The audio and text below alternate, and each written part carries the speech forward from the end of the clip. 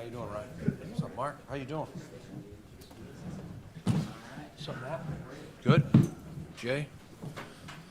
Very good. Elena? All right. Fire away.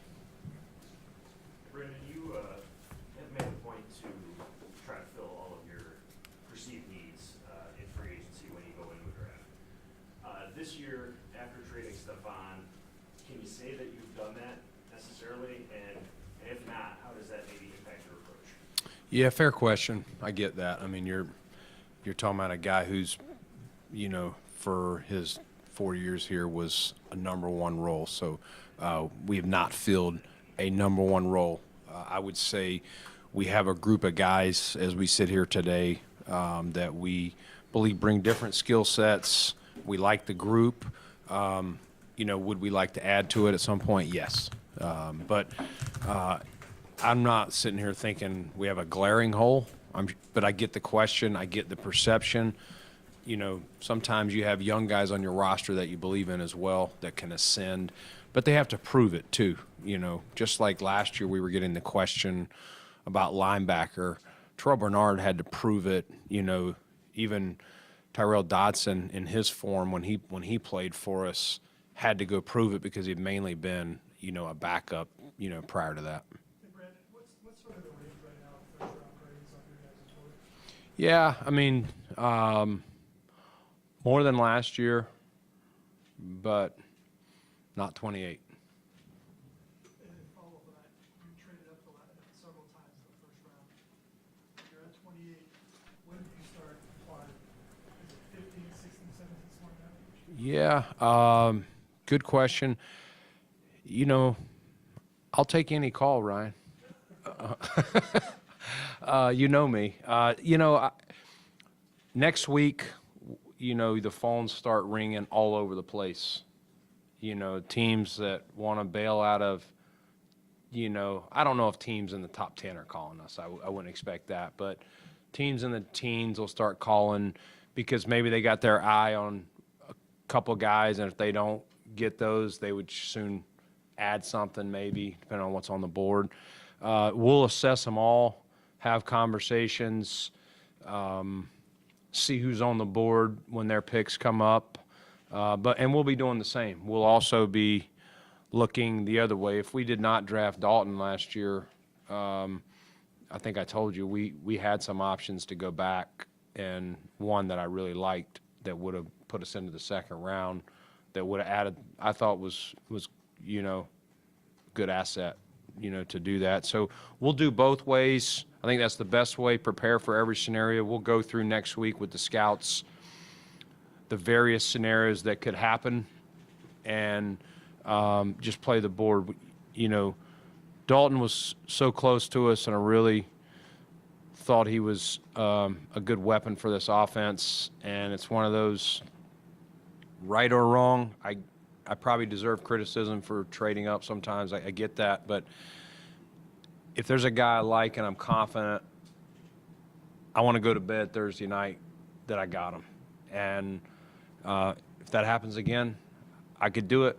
You know, I can't really tell you whether we go up, go back, or draft at 28. I have no idea how it's going to fall. Brandon, you said that teams in the top 10 aren't likely to call you, but that doesn't preclude you from calling them, correct? Yeah, there's no rule. I can call all the way to 1, John. Think they'll take my call? I haven't called them. Yeah. Brandon, is there a value, how is the value put on future picks? Like if you were to trade the second round pick, you know it's 60, so there's value. How Yeah. do you and other teams, is there a general way it's looked at if you were doing anything, either obtaining picks or trading picks in the future? Yeah, I mean, that's a good question too. I would say you're generally going to say it's, you know, you're looking at what team it is. So, but if you're not sure if this team's a perennial playoff team, you're going to back it up a round. So if you wanted, like this year, let's say you wanted to take our second round pick out of the way. Say we made our first, it's in the second round, and we wanted a pick somebody's going to make us trade next year's 1 to do that. It's going to be a round difference. And that's where you'd have to decide, you know, and if you're accepting someone's pick, if we're in the 3rd round this year and someone offered, we don't have a 3rd, but just pretend we had a 3rd, and someone offered us next year's 2, part of what I may be thinking about is what kind of team, is this a perennial playoff team? Is it not? All those things. But in general, you're going to move it around up. We spoke with you we did the owners meetings, and we talked about the disappointment of not getting the 3rd round comp, but you did get the 4th round comp. You said you had to move some things and think differently. Since then, you've added a 2nd next year for Stephon. How much does that at least increase your ability, maybe this year even, to move around the board? Yeah, I mean, they're all assets. They really are. You know, no matter what year you have them, you're allowed to trade, you know, picks 24, 25, and 26. Can't go beyond that at this point. So any of those that we acquire are always assets. And again, the main thing, you know, and our board's pretty well set. You know, there's still some conversations. We got to go through some mocks, which could tweak a guy here or there, but you know, you're just kind of reading the board, and if there's guys sticking out and you want to use an asset to go get it, you do it. But you know, I wouldn't say, hey, we're definitely going to trade the number 2 pick that we acquired. I wouldn't expect that, but I'm not saying we wouldn't either. Brandon, what about next year's first? Are you comfortable or willing to include that in a package that potentially would move you up the board? I mean, I'm never going to say no. I don't love trading future 1s. You know, if you go back to when I got here, what we were trying to do, knowing that we were most likely going to be in the quarterback market if we found the right guy, was creating assets to not have to trade the next year's 1. And so if it makes sense, John, I'll do it. But I don't love it. I just know that there were times in Carolina in some of my younger years where we did trade it, and I felt more times we were disappointed later that we did it. Like that player we got didn't put us all the way at the top. And then you get to the next year's draft, and you're going, we would have been picking 17th. And you go, look who we just could have had. And so it's easy today to put it on the credit card and say, don't worry about next year's 1. But you know, hopefully I'm still sitting here. I know how tough that is to do that. But listen, we did it for Stephon Diggs when we traded for him and set through that. If there's something that makes too much sense, heck yeah. There's been a lot made about the depth, the talent of this year's wide receiver class. How do you view that moving 1st round and on? Yeah, I mean, there is depth. There's a lot of different style receivers, from size, speed, quicks. Some have better hands. Some are not great rack. They got good hands, but you're probably not getting much. Some other ones maybe have less size, but if you can get the ball in their hands, they kind of turn into a little bit of a running back. So there's a lot of different. You know, one of the things that people don't always know the full details on, though, is what are their mentals, what are their smarts, what are their habits, and those playing big. And our coaches and our scouts have really worked hard.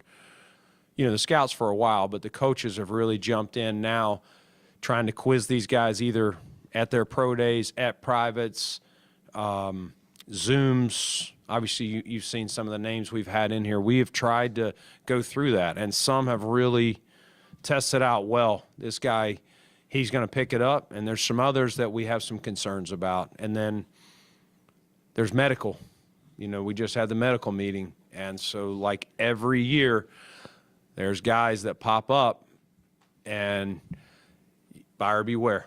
That you know, doesn't mean you can't take them, but you may choose a player that someone else, you know, from a scouting stance, maybe a little less than this guy, but this guy's a lot healthier than this player. not a huge difference, but all those factors can happen when you turn the card in and make that final decision that we're not going to walk down here and share when you say, well, why didn't you choose this guy or this guy? I'm not going to, just those are some of the things that you don't know. I know there's a lot of stuff out there. Highlights are posted of guys. Man, this would be great to have this guy. But that's not the whole picture. You said about wide receiver, if any, would Josh have, if you have a wide receiver in mind that you're looking at, and maybe go to him and say, how would you fit with this guy? Have you watched him at all? If you do that at all, and can he be a part of any meetings on a top 30 visit? He can, if he's here, Yep. like this week. Yeah, I mean, he just got here this week, but I'm not sure if he met any of the guys or not, Sal, to be honest with you. But yeah, he could do that. Josh loves the draft. Like, he loves the process. I mean, I think a lot of people do. It's made, all the mock simulators and all that stuff, and he loves that stuff. And so he loves to watch, now some of the stuff he may be watching is highlights, some of it's maybe cut-ups too. But yeah,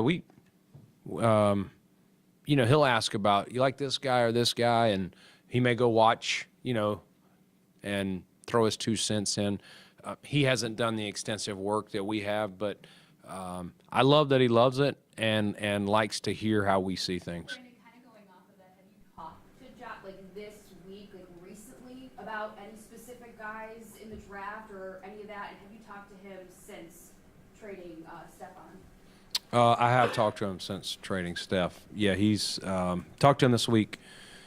We talked on the phone at some point after we traded Steph that week, and then hadn't really, I think he went down to the Masters last week. Haven't really spoke to him much since then, but yeah, he's been in the building.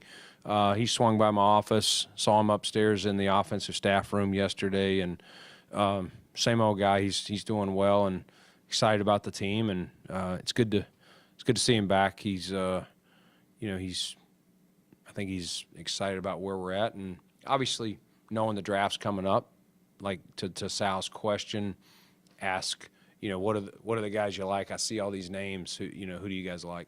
You said with wide receiver you haven't necessarily filled that number one wide receiver role. How much of a priority is that? Like, you look at some of the young offenses around the league, Houston, Green Bay, they don't really necessarily have a bona fide number one. Kind of spread it around. Have some young talent they found day 2, day 3.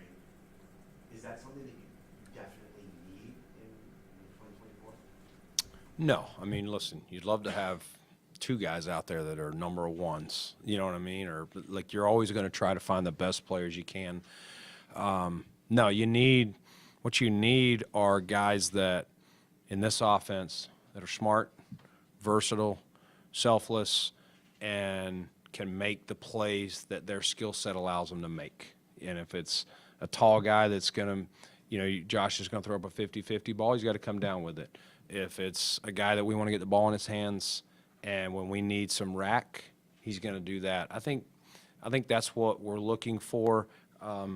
If there's a one that pops up either in free agency or draft that makes sense for us, or a really good 2, we'll do it. But I don't think having a 1 or not having a 1, Matt, doesn't mean we can't have success, on offense or as a team. Randy, along that line, was it more important as you reflect back to trading for Steph, was it more important for the offensive development to have a number 1 at that time, as opposed to now, where what Josh's capabilities are? Yeah, I think Josh was I think he's still ascending, but I think there was more ascension that we were hoping to continue to see from him. I mean, he was, coming from rookie second year, we go losing Houston, and, that year we had added in 19, year 2 for Josh, we had added Cole and John Brown, who really, really helped our offense.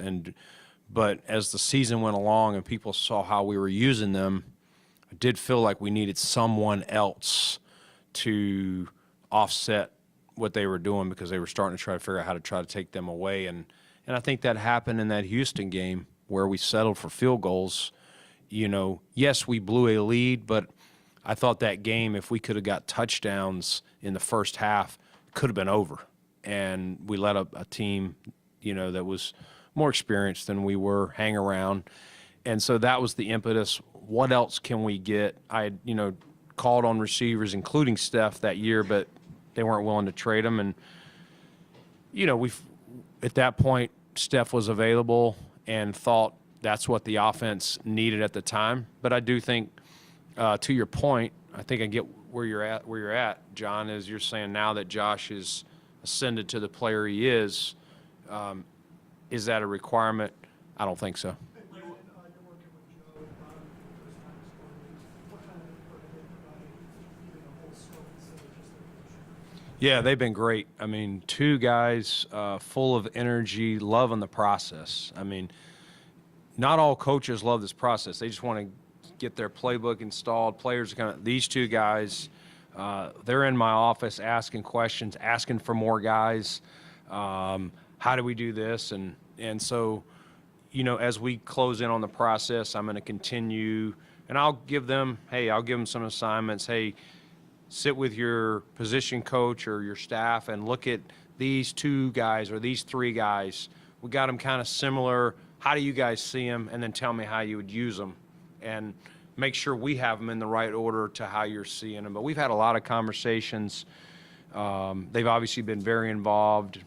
Joe went out on the road some too, to you know, see some guys, you know, from private standpoints, different positions, and he loved it. Loves that process. So it's been fun, you know, the first off season working with both these guys in their new roles.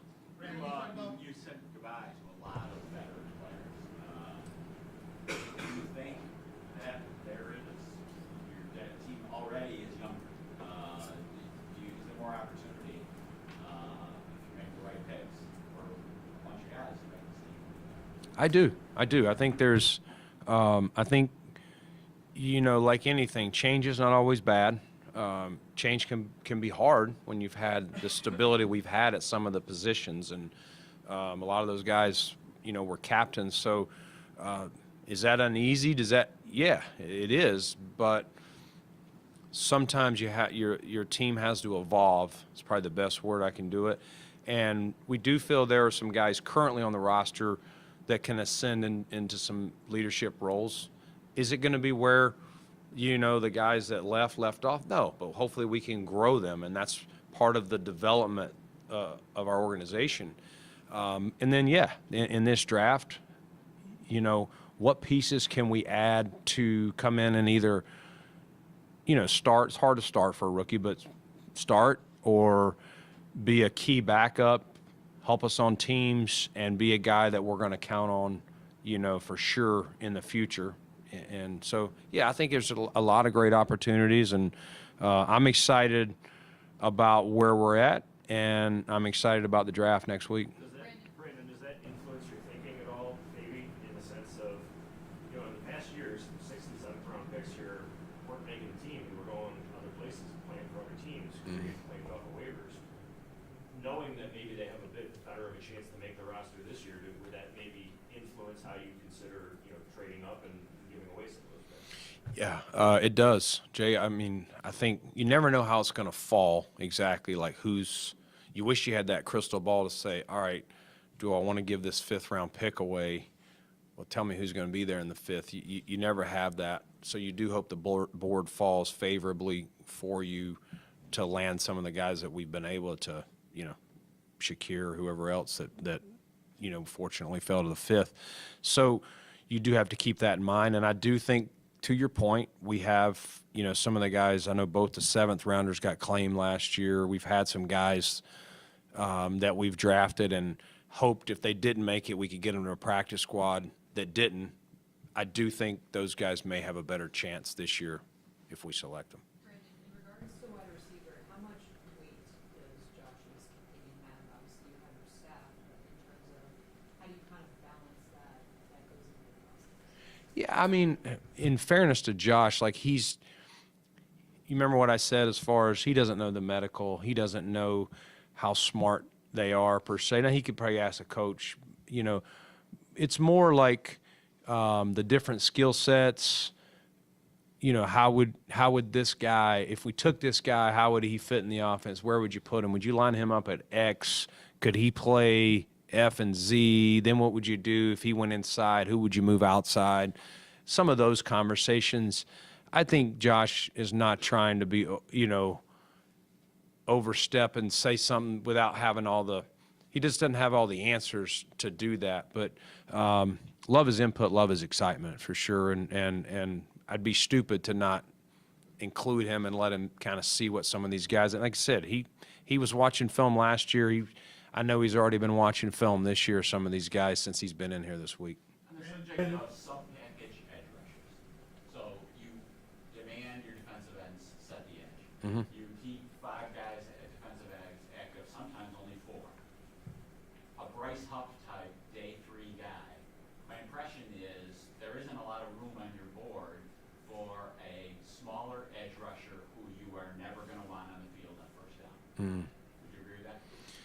Yeah, I think that depends on how many we would keep on the 53. So, yeah, you got to be careful how many DPRs that you put. But if the talent's there, Mark, we'd still take it and figure it out. You know, we've had at least 1 year, maybe 2, where we've kept 6 ends.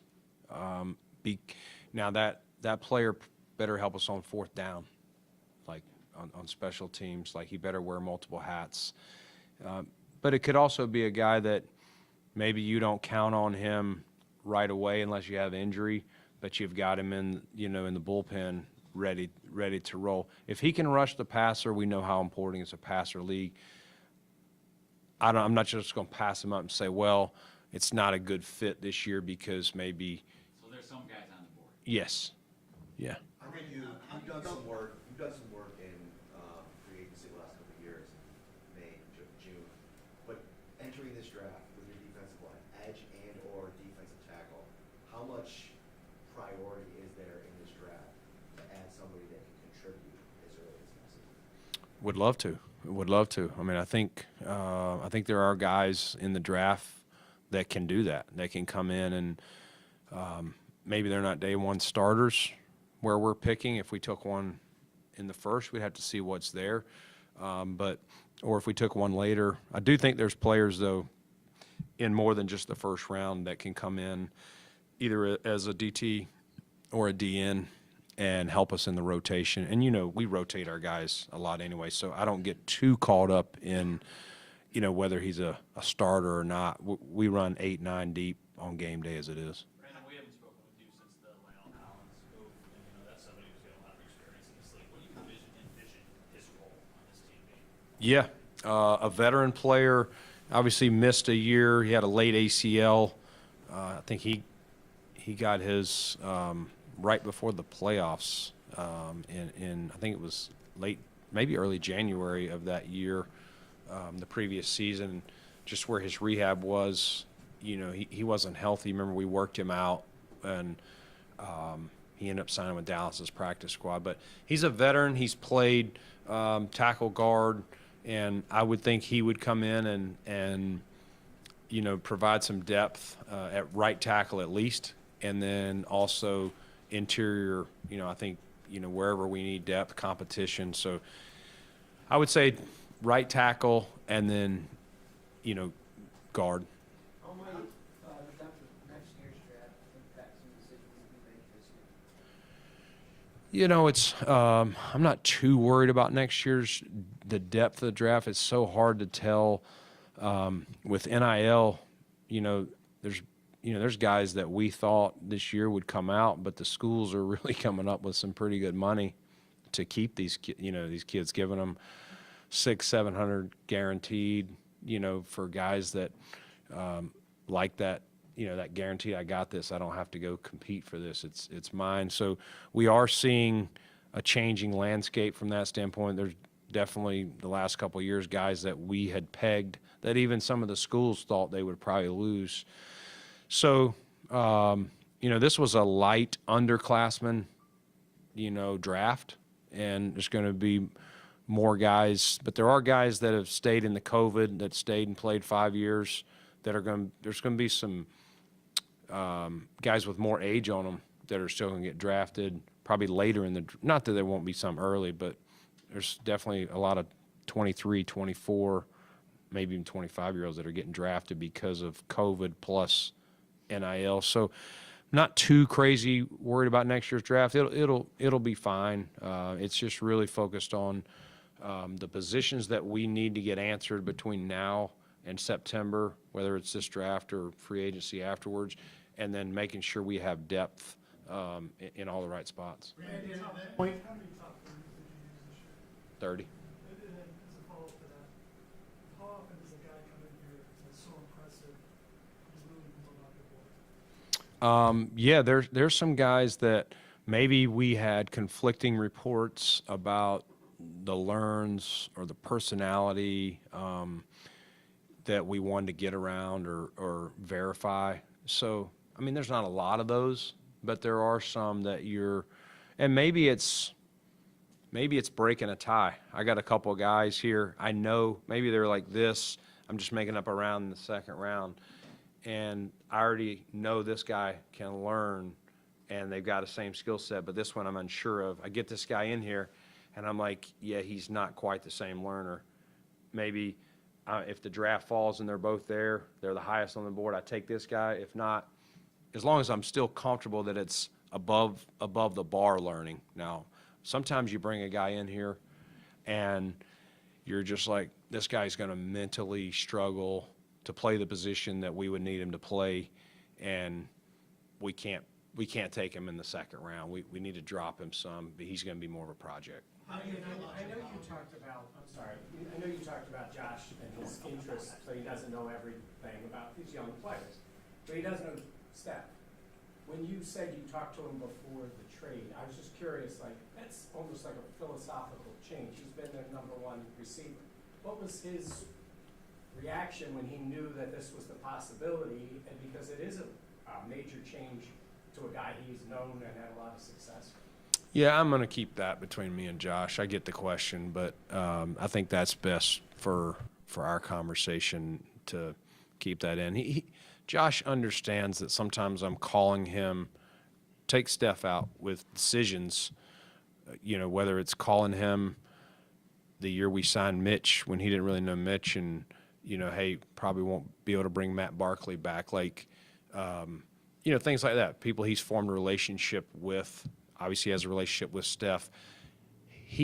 Josh is really mature and understands that sometimes I'm calling him about things to say, how do you see it? Sometimes I'm calling him just to say, hey, this is where we're at. I don't want you to be blindsided, things like that. I'm not really going to weigh into where the conversation with Steph. I just think it needs to be kept between me and Josh, just out of respect. Boundary corner room, Brandon. Sorry, Matt. Thank you. How do you feel about your boundary corner room? And specifically, how would that change based on how you might feel where Kyrie is right now? Yeah, we feel good. We got good competition. Kyrie's back. I haven't really talked to him, but saw him in the hallway yesterday or day before. And Christian Benford, obviously Rasul's back, and Jamarcus Ingram. So no, we've got some guys. If you just start with those four that know our system, know the expectations, and they'll be looking to compete. So no, I think we got guys that can line up and that we believe in. Brandon, any updates on the guy?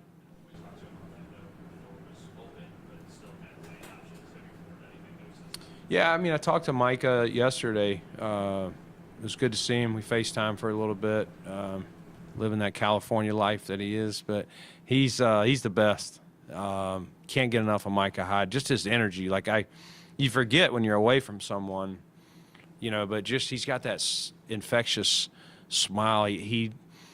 Some people see the world half glass empty. He sees it not half full. He sees it 100% full. And just I wish I woke up every day with the perspective he's got. He's just such a good dude, can see everything, mature beyond most players' years. And so we had a great conversation about life and things like that. You know, I don't think he has totally made a 100% decision either way. I didn't get into him, hey, are you 95% leaning one way or the other? Didn't push it. We just checking on him. He's checking on how things. I know he talked about his softball deal. He's going to be here. He's excited to come back, you know, next month after the draft and be around the guys, and he was pumped about that. But I can't tell you if he's going to play again or not. I don't have that concrete answer. Another Iowa kid, Cooper Eugene, one of the more interesting prospects in this draft. A lot of conversation about whether he's a safety or a corner. You guys, how do you view him, and how does that impact a player that you're evaluating when there is a little bit of work you have to do on what he's going to be and project for the next level? Yeah, really good player. You know, had a really fun career to watch his play. I think he came into Iowa originally as a safety, and then they moved him to corner. Just his talent can play it. You know, I think he's one of those guys that wherever he goes, they'll figure out the best spot for him. I could see some teams, Matt, saying maybe they got a bigger hole at safety, let's put him over there. Or, hey, this guy can, you know, we're going to pop him in a corner. He showed he could do it in college. We'll do it here. I mean, he also adds to your return game. He's a pretty good returner and good ball skills, things like that. So it was a joy we met him at the Combine, but it was a joy to have him here. You can talk a little bit longer to him. Obviously, he was coming off the injury, so he just did his pro day last maybe Monday or so. So he's still coming from that. He didn't have a full time to train, but thought he did a good job in his pro day. Brandon, whether it's NIL or COVID or just the more easy it is to transfer in college, it seems like there are more guys that have played multiple years at different programs, maybe even 3 different programs. Yeah. How does that change the workload of evaluating those players? Yeah, Thad, I think sometimes you're talking about, in the old days, you got a scout who's in the Southeast. He's been there for 5-10 years. He knew who this kid was all the way along. So you're kind of connecting dots. Guy transfers, I'm making up a school, from Florida to USC. You know, this scout's going to give this guy a little heads up. This is the background that I've been tracking this kid. This is the background that this school saw him. May want to start with your questions at this school when it's time for him to come out like that. So you're kind of, and you're right, there's guys that are 3 schools. So they're bouncing around. It's really becoming to, you know, college football right now. Major college football is becoming into a bunch of one-year deals. These coaches are having to, you know, I've talked to enough coaches, and they're as worried, you know, they're hitting the portal, but they're trying to re-recruit their own guys back that you just assume probably as a fan this guy will be back, but that's not the case with NIL if someone else offers them. But yeah, it's up to our scouts to kind of connect the dots, and then, you know, as we get to know them, Thad, we'll ask them questions. Why'd you leave? You know, the example I gave you, Florida. What made you go to USC? Well, I wanted to play with this guy, or this coach he recruited me, he left, and this new coach didn't really see me the same way. There's all sorts of stories. Obviously, money talks too. That's this day and age. That's usually the leading reason that I'm finding. But we do like to ask. And was it because you lost out of competition? You know, coaching changes. There's so many variables. Can you give us an update on just a few guys here? Matt Milano, Tommy Doyle, and Von Miller, and where they stand right now. Are any of them working out here? Where are they? Yeah, the two. Yeah, they're all here rehabbing. So, I mean, Von's not. Von's healthy, but yeah, he's good. But Tommy Doyle is still rehabbing. Matt's still working through his deal, and they're here. Okay. Brandon, is there always a steep drop between round 1 graded guys and then whatever the next year you refer to it as? You talking about like round 2? Look, yeah, I mean, I'm assuming it's round 2. But I don't want to assume that. Yeah, no. If you have round 1, you go with the next. Is it always a cliff? No, it's not. There's a lot. You know, it's a tick. But there are some things that we say he's got to check all these boxes to get our first round grade. And again, there's going to be 32 players selected in the first round, but it doesn't mean they all come out of your first round. Sometimes you do have to dig into your second round, just how it falls. But yeah, it's not a huge thing. It may be, maybe he doesn't, maybe he just doesn't have measurables that across the league have shown, you know, Pro Bowl elite success, or, you know what I mean? He's an exception player, or maybe he just doesn't have the production. Like, I see all the skills, but it's usually not much that can, but there's just something that you're going, I really like this player a lot. I think he's going to be great. There's one box he didn't check, so we're going to put him just below here. And then that's kind of, I still think there's a gap. There's a bigger gap from the top of 2 to the bottom of 2 than just across the line of bottom 1, top 2. Does that make sense? How do you view your running back room right now, and do you feel the need to add more of a power type back? You're next. I'm sorry. No. No. You go ahead. Elaine has been trying. Yeah. No. Go ahead. Yeah, I was going to ask about your running back room, how you view that, and the possible need to add more of a power type back. Yeah, I get the question. You know, we're excited about James being back. Ty Johnson, thought he did really good in his role as the season progressed. And you're right. You know, we had Latavius. We had signed Damian Harris last year before he got hurt, who played some bigger backs. So I think that probably makes sense. But at the same time, we're gonna try to find the most talented player too, and we'll make it work if it doesn't end up being the ideal 220 plus back. But fair point. I was just curious, last one you talked about how hadn't really had conversations about Greg's fifth-year option yet. Has anything changed there? Anything official? Nothing official. Really, you know, as soon as I get done with the draft, that'll be first on the docket for sure. When you guys get into meetings, which scout is the most entertaining and how it presents? The most entertaining, man, Ryan, that's a great question. I had to send them home because we always about kill each other, and there, it gets. It was funny. I'll tell you a quick story. These guys would probably hate me, but of course I'm egging it on. But there was a conversation between Mike Szabo, who's one of our national scouts, and Lake Dawson, and it was about toughness. And they were getting into an argument, well, I don't think that's tough. And they were going, well, toughness to me is, and it went on. And so they went home after that, and I was like, hey, are you guys riding together? Because they carpool. And so we laughed, and it was like, ha, funny, but not funny. You know, it was that time of the day.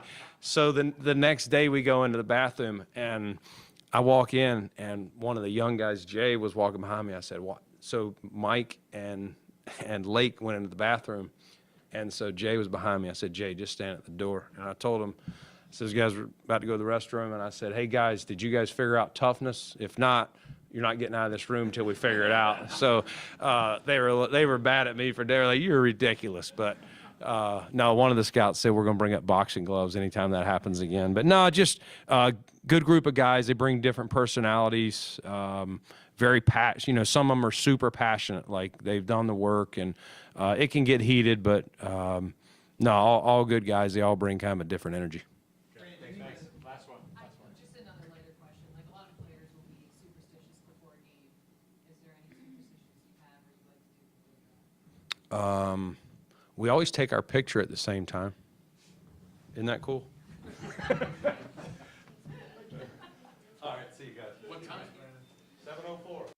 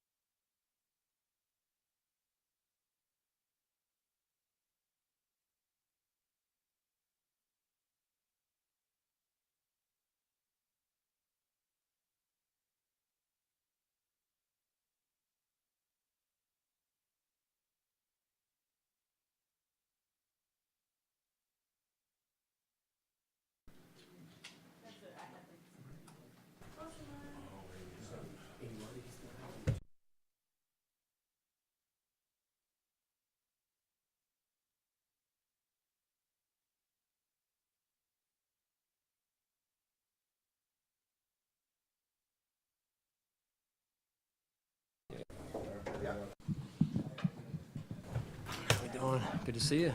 All right, good afternoon. Good to see everyone here in their off-season mode, and hope everybody's coming off a great vacation. Good to see everyone. So the time is yours. We'll go ahead and get started. I guess just to start with Steph getting treated, what were those conversations like on your end, and Yeah, I mean, it's hard, right? Steph's a great player. Really enjoyed our time together. Won a lot of games, and he was a huge factor in winning those games. I think we'll miss him. You never replace a player like Steph Diggs, and we wish him well, Steph and his family. So hard to move on from a player like that. And now we go back to looking at our roster and excited for the opportunity that we have in that room for guys to step up. Have you had conversations with Josh regarding the move, and for those conversations, what's been the tenor of those conversations? Yeah, I mean, you always have conversations, sometimes multiple conversations, and you communicate, again, multiple times, and you collaborate. This was a big decision, so one we didn't take lightly, and I'll leave Josh's reaction. I know Josh is going to speak, I believe, after me somewhere here. So, but again, just trying to do what's best for the team, both in the near term and the long term. Brandon said when it happened that, maybe you're not better today, but this was a move for the future. And from a coach's perspective, going into these meetings and talking to your team for the first time, what's your message to them? Obviously, he was very well liked in the locker room. Well, again, that wasn't really around the team when this all unfolded, but really the message is for us right now is belief in who we are. Everything starts with belief, right? In anything you do, and mindset. Looking at the opportunity that's in front of us this season, and then just being present and our focus being on where we are today and what we have to do to get ourselves ready to play. And if you shortchange that process or shortcut the process, you're going to make a big mistake. So those are the things we can control right now. It's just being present, putting in the work, and we're doing a lot right now just in terms of educating our team, building our culture, because you got to do that every day, right? And every year. It's a year-to-year league, and so trying to build that respect, the love that our guys need to have for one another. And what comes out of that is that trust that we're going to need going through the journey of a season, and that's important. So that's really the true substance of what leads to success. That's the foundation, right? So that's really where our focus is right now. How do you, this is a major reset, and the first big one in your time here, given the players, aside from the staff that you lost, that remind you of the defensive secondary, Mitch Morris. How do you treat this season in the trajectory of this team, given what the losses were? Well, again, you never replace a player or a person like Steph, and there were others too. As I know, there's a long line here of veteran players in particular, some of whom were captains and players and people that we leaned on for a number of years, and they added so much to our culture, our leadership, and so number one, we wish them well. Number two is that's the reality sometimes of the NFL and balancing a salary cap, and those are tough decisions. So again, you never replace people like that, players like that.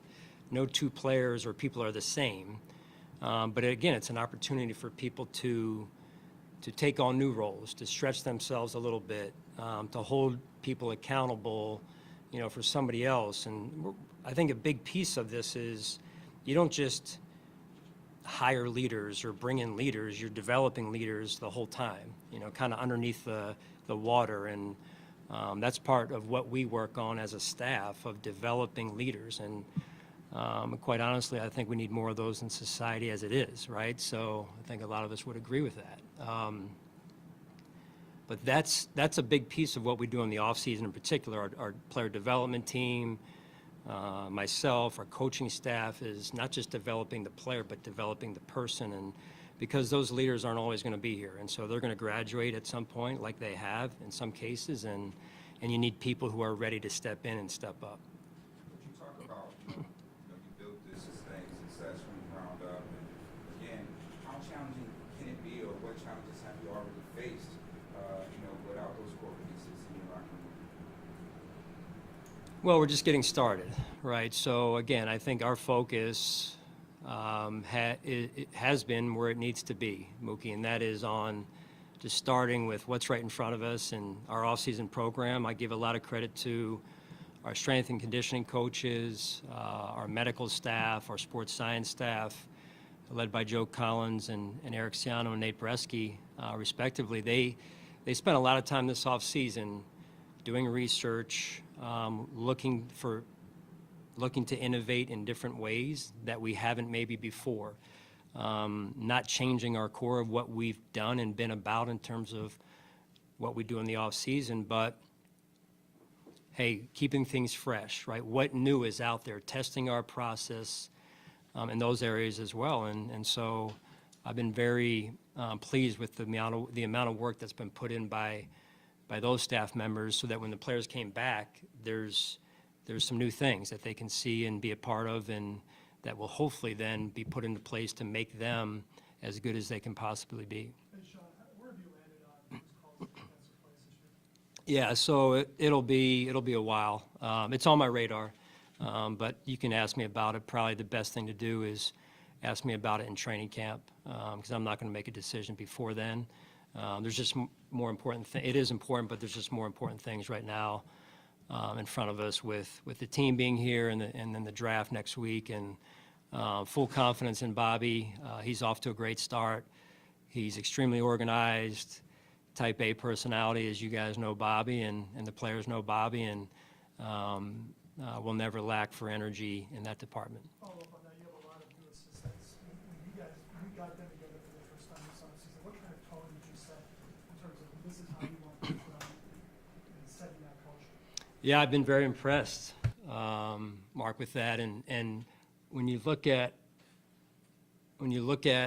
the way people collaborate, right?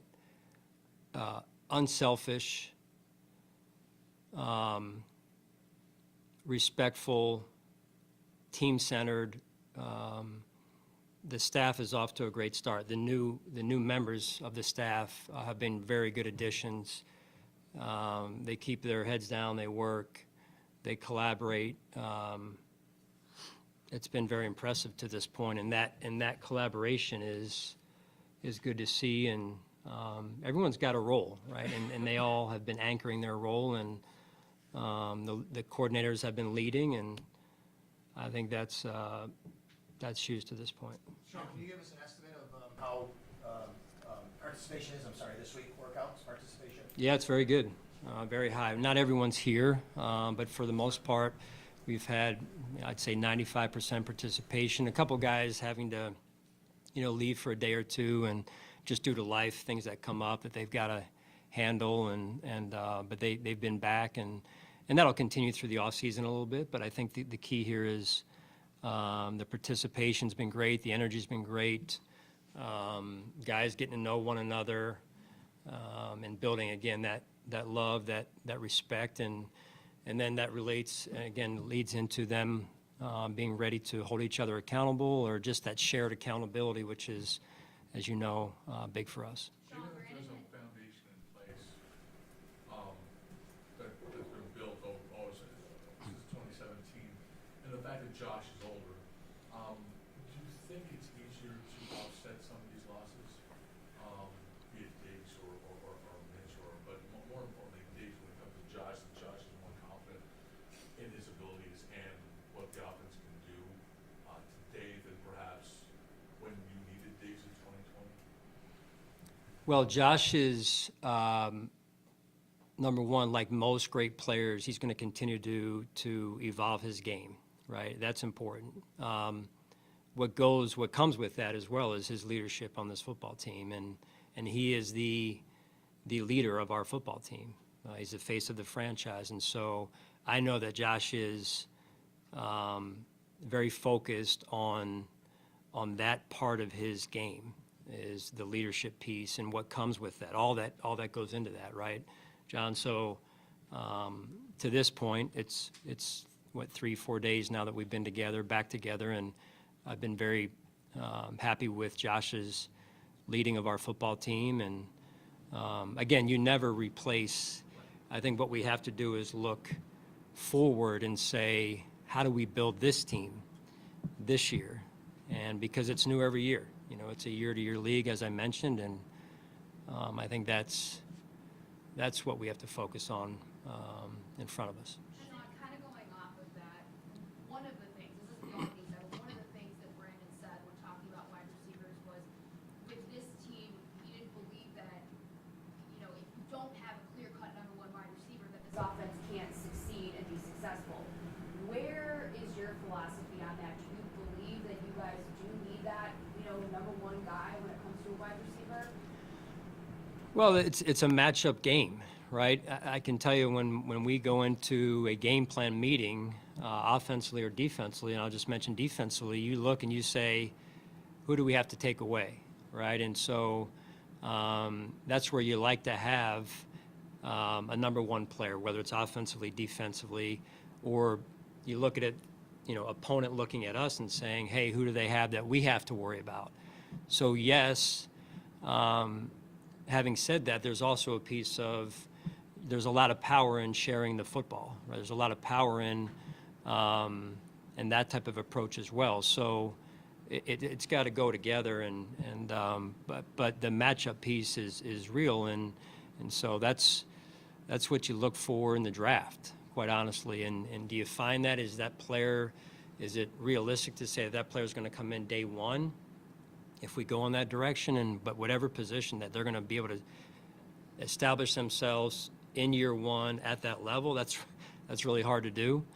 But over the course of time, you hope that you're drafting well enough to find that matchup problem for other people. Can Dalton Kincaid be a matchup problem? I believe he can.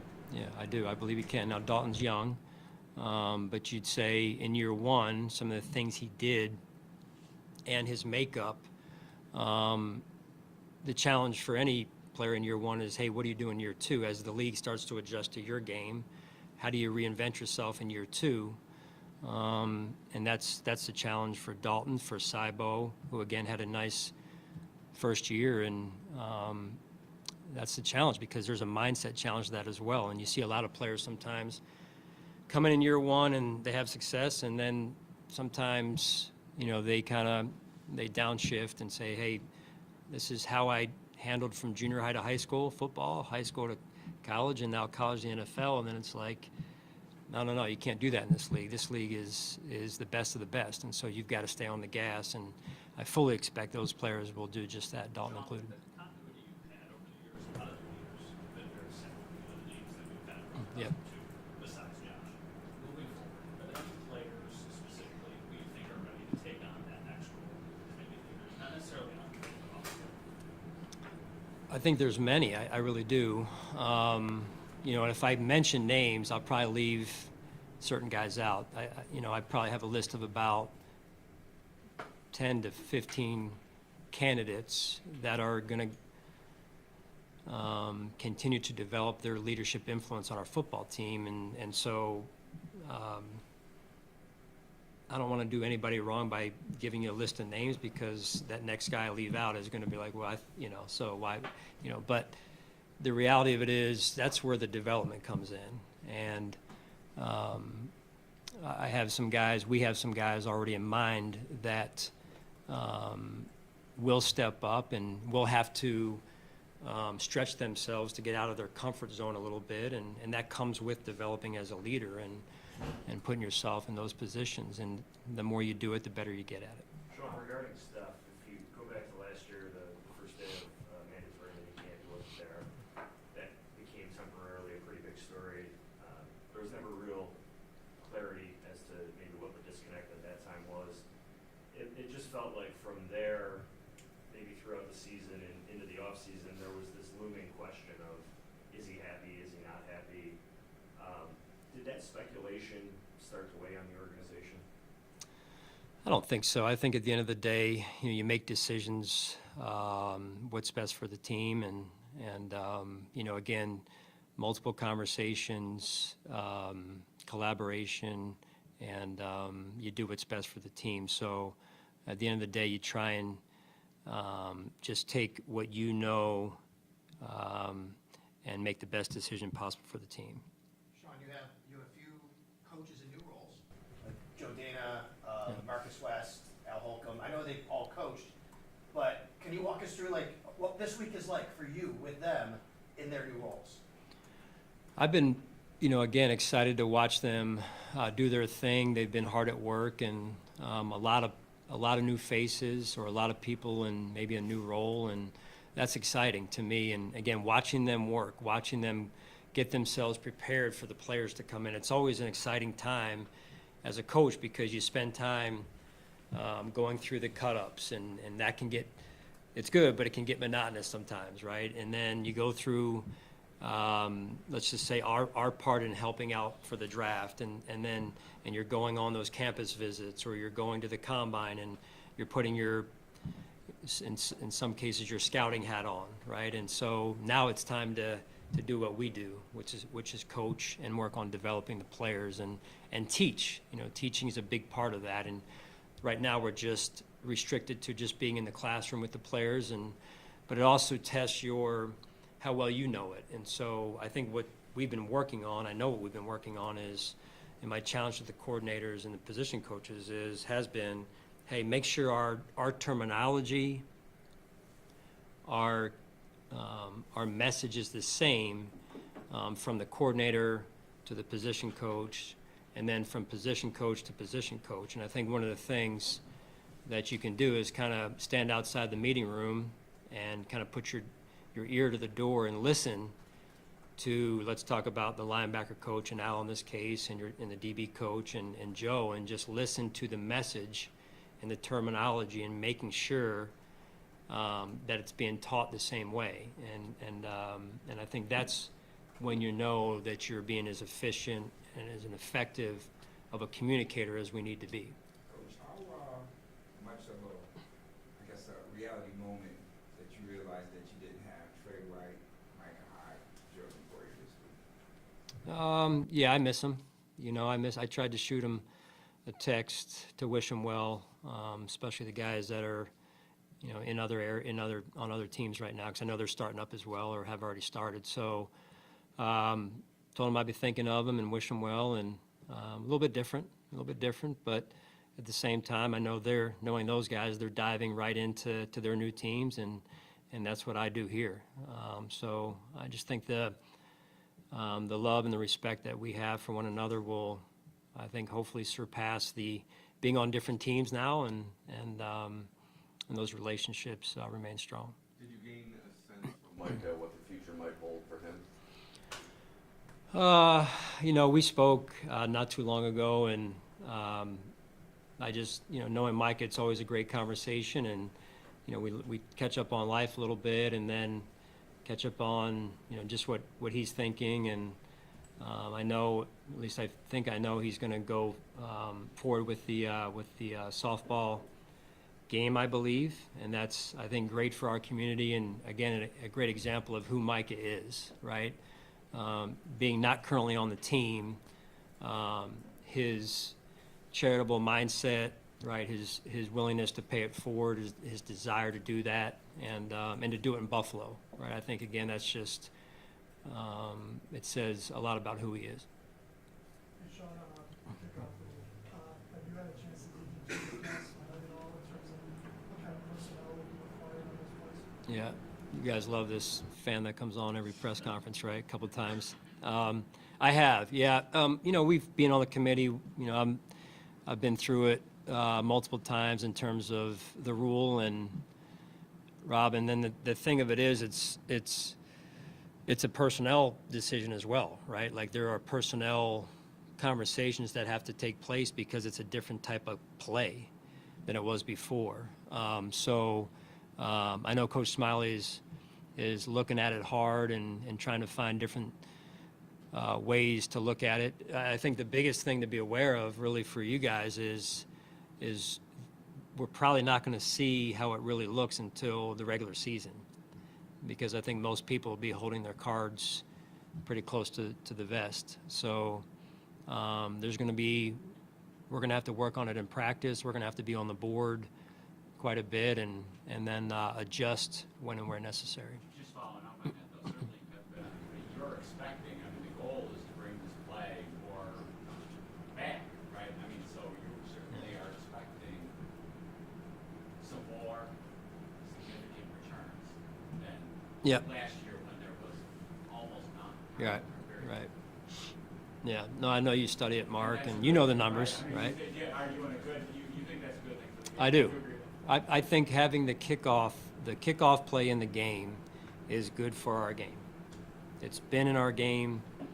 I'd like to see it stay in our game, and I'm excited to see our league adjust, our players, our coaches adjust to the new approach. But I am a big believer in having the kickoff in our game. How important was it to continue AJ Epinez as the backup? Well, that's going to be huge. It really is. AJ's at a spot in his career. You know, you're looking at coming off of that first contract, going into a second now. Which direction does he go? And there's enough belief in this building, as you could tell, in order to re-sign him.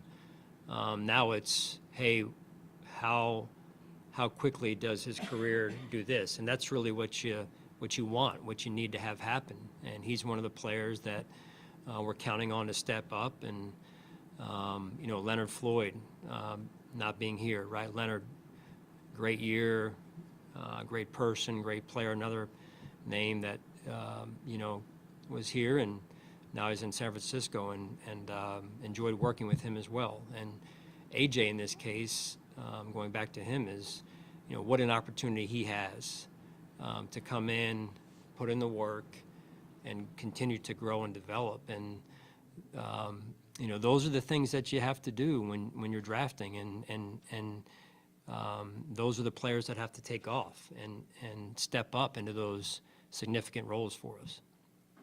Okay. All right. Do you want? All right. Ryan. Sorry. Ryan, come on back. Let's talk.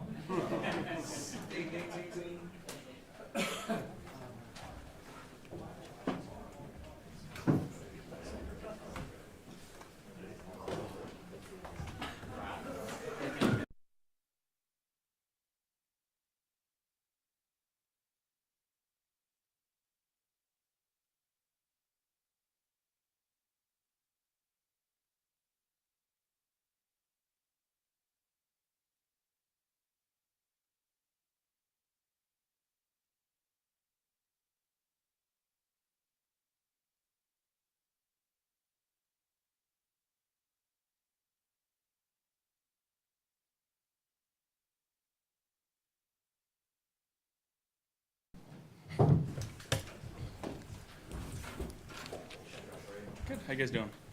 All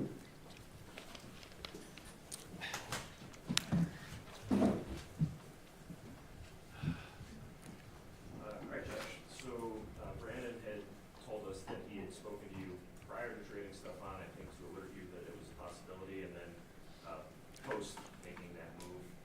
Just what is your reaction to moving on from a guy that you've had a lot of success with the last 4 years? Yeah, I mean, it's definitely hard to part ways with a guy that's been very instrumental in our success here over the last 4 years. And again, I can't thank him enough for when he came in and how hard he worked and what he taught me along the years. And obviously, I wish we can keep everybody. You know, we've made a lot of changes this offseason, lost a lot of veteran leadership, Steph being one of them. I guess that's the nature of the business. And going into year 7 now, it just kind of is what it is. You know, I don't get paid to make changes on the team. I get paid to be the best quarterback that I can be and try to lead the guys on this team. Have you spoke with Steph since the move was made? Yeah, I shared a text with him and got one back, and just thanking him for everything that he did for me, and always have a spot in my heart for him, and I'll always love that guy like a brother, and wish him nothing but the best. As you just said there, and really you've been consistent throughout in being, having a lot of praise for Stefan and what he has meant to you and to the team. That being said, there was a sense that of maybe just outside speculation. Is he happy? Is he unhappy? Why do you think that seemed to linger over the team for as long as it did?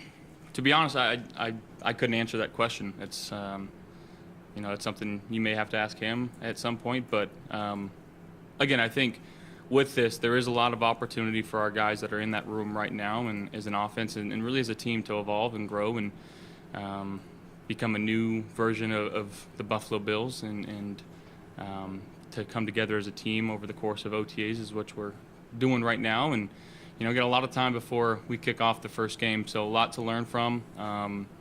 Even going back and look at some of the concepts that we're doing right now, and just cleaning those up. It feels, obviously it's frustrating to look back and see some of the stuff that was on tape, especially for myself, but excited to address those and move forward and get better. What example of this? Well, what did Josh mean to you over this 4-year stretch? And how much more confident are you in your abilities to be able to offset that type of loss? Yeah, I think again, he meant a lot. You look at the statistics, they don't lie. Numbers don't lie. So, but like I said a few minutes ago, it's an opportunity for those guys that we have in our room, bringing in guys like Curtis and Mac, and having Khalil and Dalton and Dawson and guys that have been in the system for a while that know how things go. And within the system, like, anybody can get the ball at any given time, and these guys are very excited for that. They're working extremely hard. It's good to see these guys here. Again, get to know some of these younger guys better, and looking forward to getting to know them as best as I can, so we can use that on the field. Josh, you mentioned losing the leader and Steph as well. What do you need to see from other offensive guys to maybe step up from a leadership perspective? So it's not just all on you. When you lose, a lot of other veterans from the bench force, too, guys like that. Like, how do you go maybe get your guys to step up? Do you talk to them about it? I know you talked about being an example, but how do you do that? Yeah, I think it's an opportunity for myself to grow as a leader, and to bring along some of these young guys or new guys that we've brought into our team. And that's an opportunity, frankly, that I'm very excited about. It's something that is going to be very challenging, but I'm very willing to do it. And having, Coach McDermott, having a second year with Joe Brady, being in my 7th season now, being here, it's kind of crazy to think that I'm going into my 7th season. I feel like, I haven't sat too many times up in front of you guys, at the start of OTA. So, but again, it's just another opportunity for me to go out there and be the guy that I'm supposed to be, and the guy that I believe I am. And, I'm going to need guys along the way, but I think the most important thing that I need from this team is guys to just continue to work hard and buy into what we're doing here, and trust the process, as Coach McDermott always preaches. And, us trusting in being in what he's doing and bringing the right guys in, and just trying to utilize those guys as best as we can. Hey, Josh, in the history of the league, when a quarterback stays for a while with a team, it almost is like they play with almost a totally second team, and some guys even like a third team. There's not that many guys who've been around as long as you have here. Does it almost feel like going into this year, it's like at that second stage of your career with a bunch of new guys? I guess you can say that. I've been here with Micah and Poe since I've been here, right? And to lose those guys is going to hurt in terms of the leadership aspect, in terms of the familiarity that I have with coming in and being able to talk with them, not just about football, but about life. So again, finding somebody, isn't easy, but trusting the guys that we have in this room, having a new center, not having Mitch. Gabe was so good for us for the time that he was here, and such a presence in our locker room. But again, we still have some guys that have played some really good football over the course of their careers, and having a guy like Von Miller who's been there and done that, and been to the pinnacle, been to the top. Bringing in Mike, who's also done the same thing for 2 of the teams that he's played for, and relying on some of these guys that have seen what it takes and going to be able to utilize their knowledge for this team as well. And I don't think it's a wrong thing or a bad thing to get younger. I think that as a coaching staff, as a leader, to be able to come and kind of mold these guys into the team that you want to be, I think is a very exciting opportunity. And again, it takes two to tango. You need to have the right guys that are willing to come in and work hard and do things the right way, which I can confidently say in this locker room right now, we have those guys. How are you health-wise?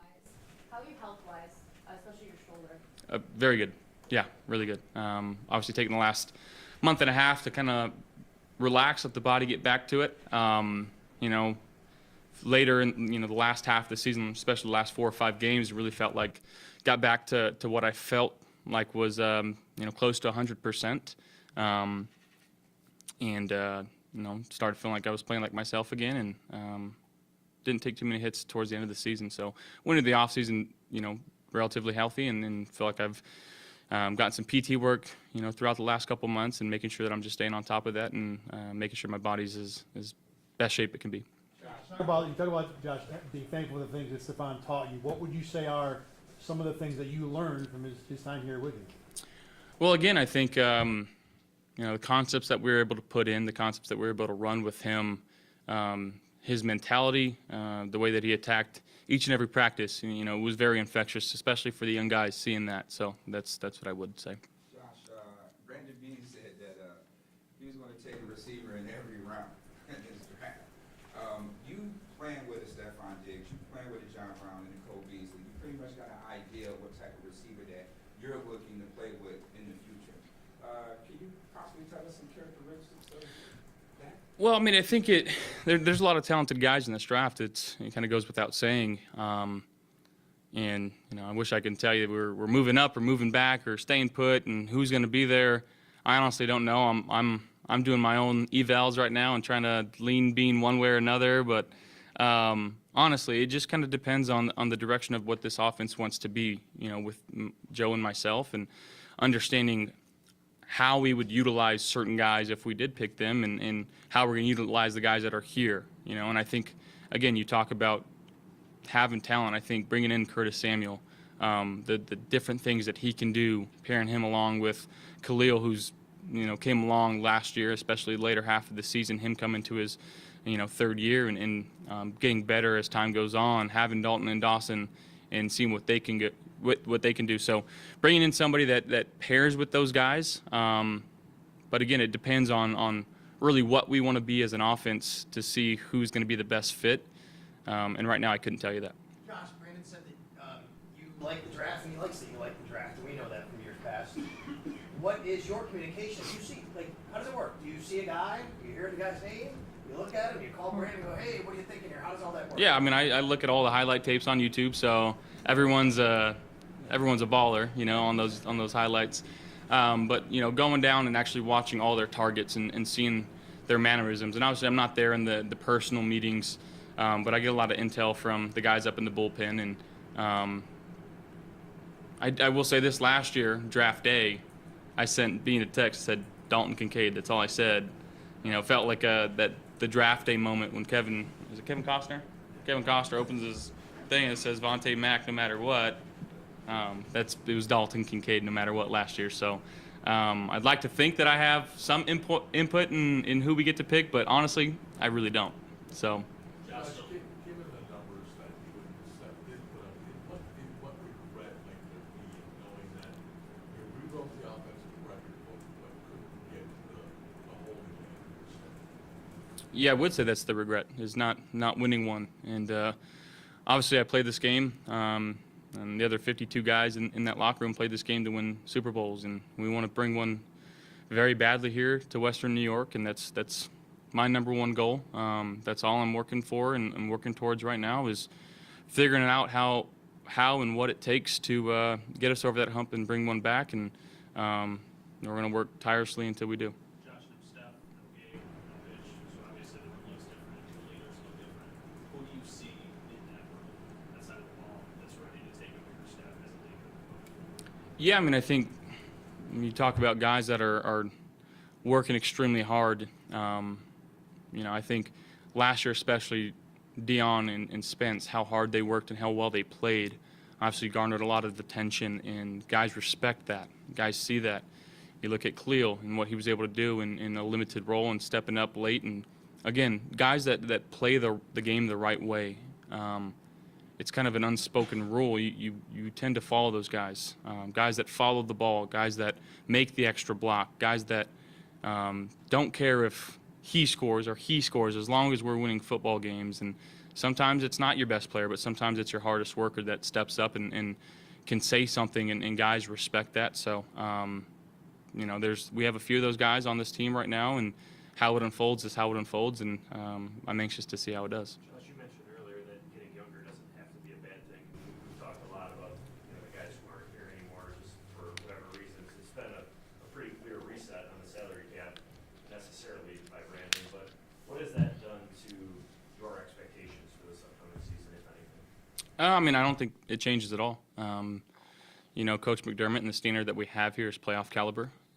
Doing everything that we can do to make the playoffs and give ourselves a chance at winning the Super Bowl. And, the best way to make the playoffs is win your division. And that starts with winning the first game and taking it one game at a time. And, that's how we're going to approach it.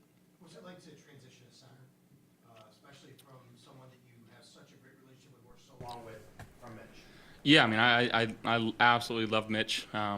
With every ounce of my being, he's one of the greatest dudes in the entire world, and I truly mean that. And I think if you talk to anybody else, they'd say the same thing. A lot of wisdom that he had. I wish him nothing but the best in Jacksonville. I got to spend a little bit of time with him in the last couple weeks too, and gonna miss him for sure. And it's never gonna be easy to replace someone you've been playing so long with. We kind of knew each other like the back of our hands, and I kind of felt him on the back of my hand almost every snap. So, it's not easy, but at the same time, it allows our guys to adapt and evolve and, give opportunities to new guys and to see what they can do. John, what's that physically like for you when you put your hands under Connor for the first time after having Mitch for so long, and how you have to kind of adjust? Is it the same thing as working with a wide receiver and option routes and things? I think it's just finding, I know this is going to sound weird, but finding a comfortable position, and I'm serious. Mitch was a little left-sided, and every time guys would come in, they'd kind of go middle, and I'd have to tell them, just put your hands a little bit to the left, and it just takes a while to get to know somebody and how they snap, where the laces are. In gun snaps, usually where's the miss, if I need to expect to get my right hand up a little faster just in case if I know he's pulling to the left. So it takes time, it takes repetition. It's like throwing a route with the receiver. I think that's a good comparison. I know this is probably a hard question. I know this is probably a hard question to answer in this setting, but what did you learn about managing or navigating relationships based on your experience with Steph over those 4 years? Because the perception was that there was a problem with you guys for the last 2 years. You turn on ESPN, that seemed to be like a continuing narrative. What did you learn about that now, especially going into your 7th year and maybe taking even more of a leadership role? Again, I think this is, as a franchise quarterback, guys that get to their second contract, right?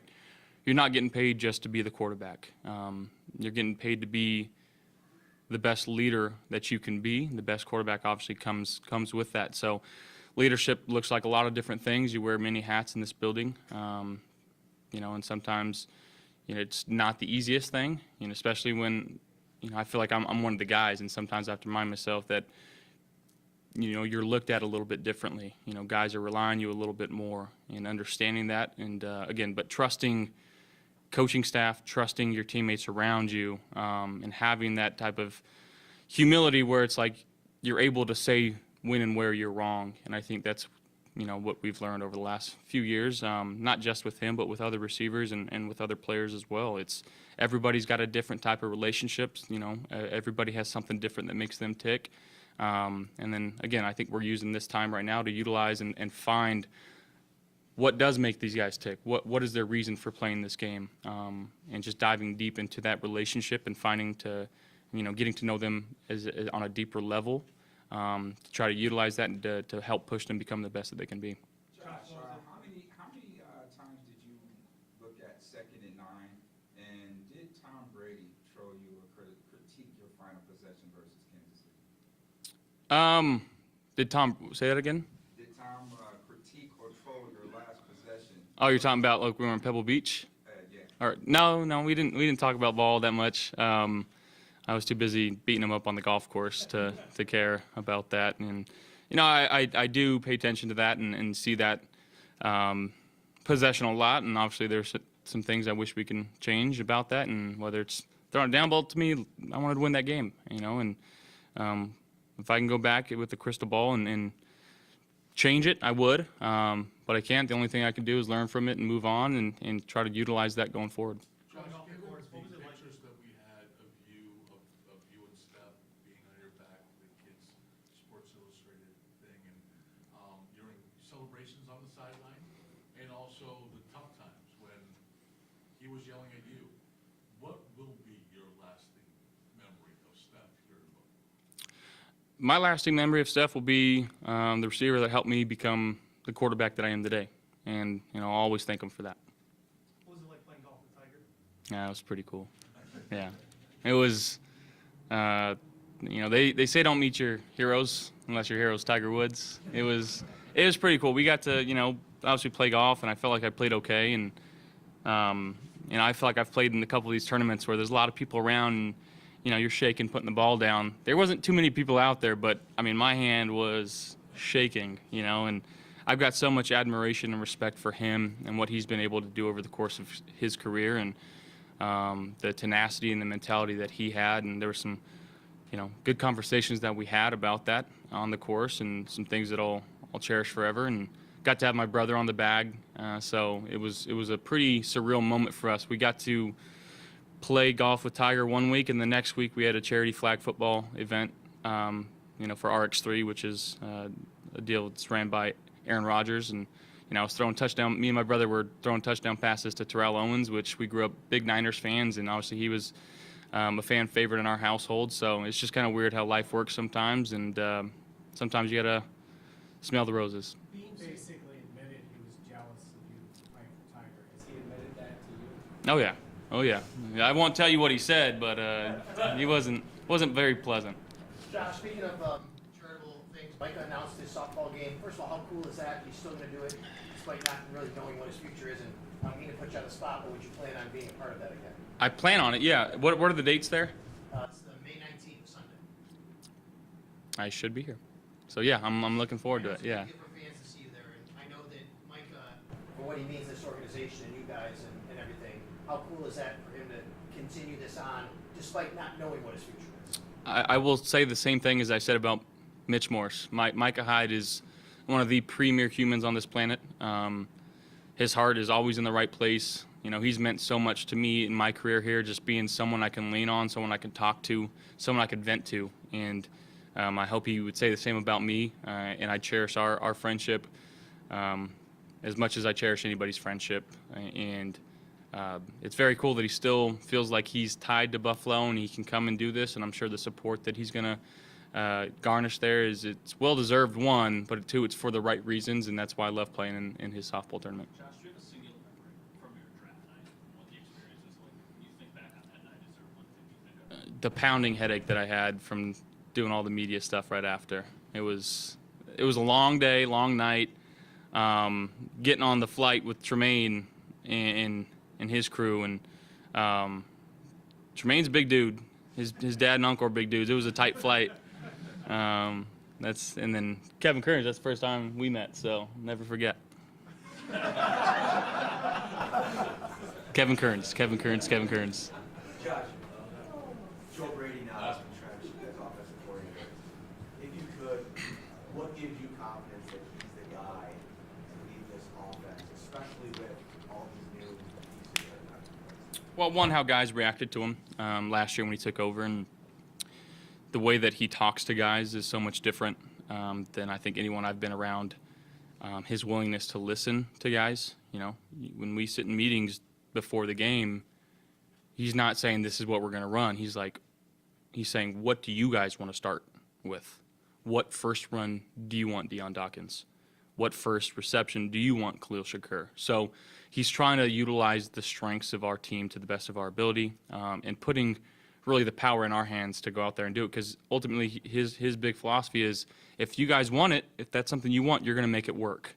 And again, he wants to call the plays that work. And when guys are convicted about a certain concept or a certain play, it's typically going to work out in our favor. So I think that's one thing that he does really well. And two, this offseason already, just going through different concepts and the little tweaks here or there, starting my eyes here, progressing through here, instead of maybe being at starting like, it's a little technical, but you know, talking to their quarterbacks, it's like, why weren't we doing this before? You know, even going back to my first years here, it's like there's certain concepts where, like, you know, I was so adamant on this one guy, and if it didn't work out, it was like, all right, go make something happen with your legs, and hopefully get into a spot now where it's like, all right, if this guy's not here, that means this backer's taken away. There should be a window right behind him here for something else coming in. So little things like that. I'm looking very forward to it, and excited about it. Thank you, guys.